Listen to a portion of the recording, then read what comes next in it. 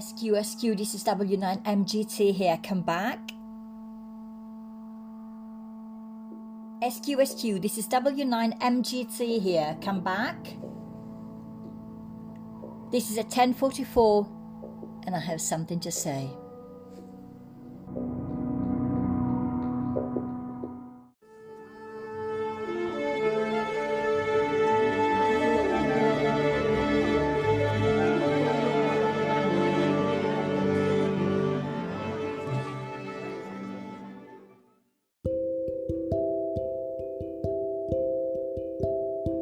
So I'm recording, happy Friday by the way, I'm recording this in my car because I am parked in a Tesco Extra, well the Tesco Extra in Bangor, North Wales.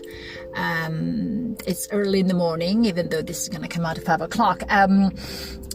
And I've set off this morning about 5:30ish from where I live to get here now so that I can be at university no later than 9:30ish, sitting there in the library and do some study before my meeting of supervision. So this has been an eventful week, and this event basically they've been just crammed into yesterday. What happened was that I went yesterday to my clinical supervision, as a psychotherapist, and one of the things that I've said to Darren, this is his name, was that I am an artist and I need to make marks. I need to leave a mark. And then it dawned on me, because he pointed out to me that basically my thesis is a metaphor in a way, or a parallel to my own personal life, as it was the thesis for the master by research that I did last year. So the fact that it's important to me to leave a mark and to make sense of what is real, but at the same time not real, as being intangible, is important. So for anyone who's interested in know more, my master's by research thesis title on encountering the divine in the act of drawing is free to download online on my website www.matildetomat.com. And together with all the supporting documentations and the link to the video that shows the practice of drawing as I did it.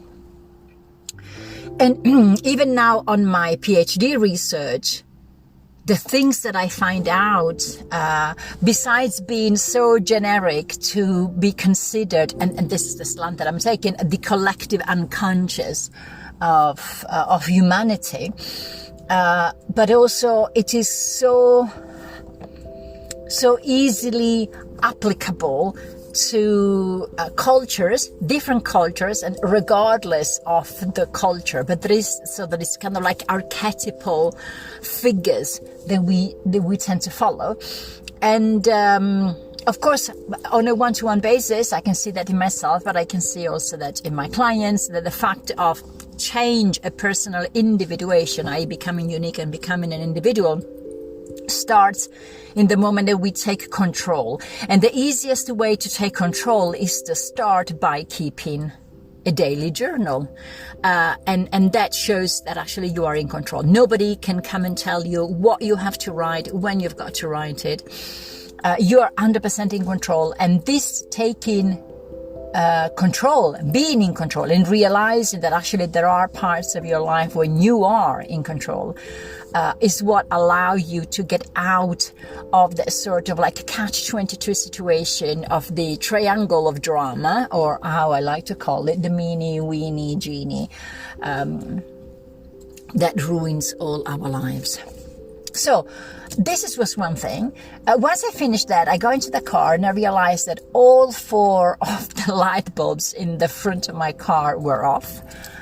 We thought it was a relay, then it was a fuse. That actually, no, it was just like all 4 light bulbs just went. Very possibly the 2 lower one, what I call like, sort of like a parking lights, died like during the week, and then something else must have happened to the other light bulb. So I needed to change them before it got dark, meaning that I had to drive to go and buy them, because I had to set off this morning at 5:30. And then, so we did this, and this was already something like sort of like caught me a bit by surprise, but I've got a very kind neighbor who helped me out.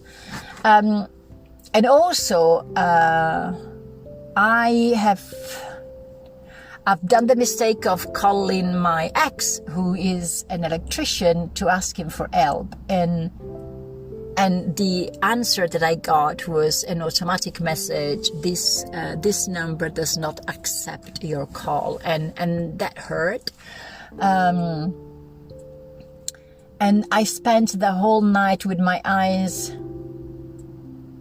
open instead of actually sleeping, knowing that I had to set off at 5:30, 6 at the latest, because I've realized how.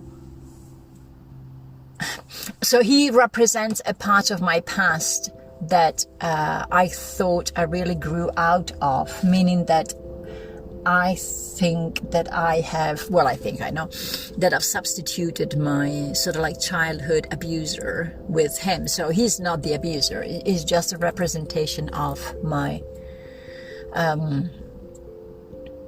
my childhood abuser. And it was an emotional abuser, by the way, so not a physical abuser or a sexual abuser. It was like an emotional abuser, and I substitute him. And I think that there is a part of me that still wants to be the good girl and ask for help and go back to him, not because of him, but because there is probably something still unresolved when I'm thinking about my childhood abuser. So I've been driving here. It took me about 3 hours this morning, because I'm taking it gently and slowly, just to do some elucubration and thinking and processing in my mind, and maybe realizing that there's been so much change in my life lately, and probably this kind of door slammed on my face is actually what I needed to cut the last connections with the past that I'm happy to leave behind. What I found fascinating, intriguing, interesting is the fact that we always think that we have worked everything out, but we actually don't. It's like a peeling of an onion, you know. Sometimes, once in a while, all the stuff come up in different ways to surprise us. And even though there are lots of stuff that I still don't like of my ex, I still think that he was, a nice person. And I think probably he was the last man that I have, because I mean we broke up about 12 years ago, so not yesterday. But I think that it was the last man that I trusted implicitly, completely, and in a sense of total unconscious way, because I started all my therapeutic work right after him. Actually, it was like a sort of like a parallel, me leaving him leaving me, and me going into my second year of therapy. So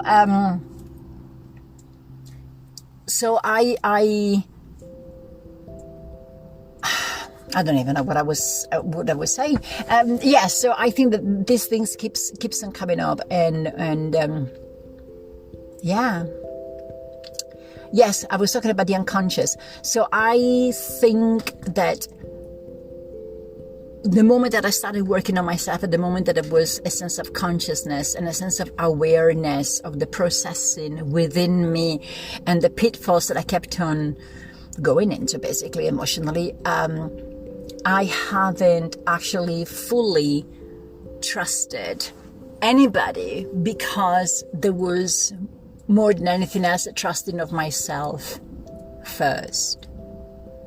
And probably, to be totally honest with you, definitely just not falling in love. You know, there must have been lust, and there must have been interest, there must have been infatuation, but actually not falling in love. So I haven't fallen in love in, I don't know. Did I ever? This is one of the things that I often ask myself. Have I ever actually fallen in love? I don't know. Well, this is a big question. So I'm going to leave you with this, with this bit of doom and gloom. But the sun is shining in Bangor. There are some black clouds behind me, but above and on top of the hill, so they are far away.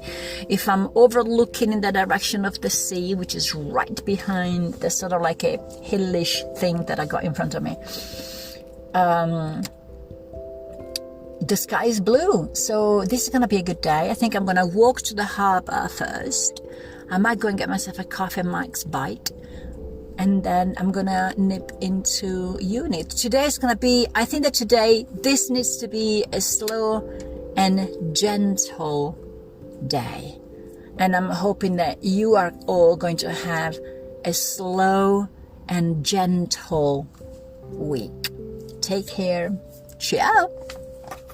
Oh, I need to actually switch this thing off. How do I switch this thing off now?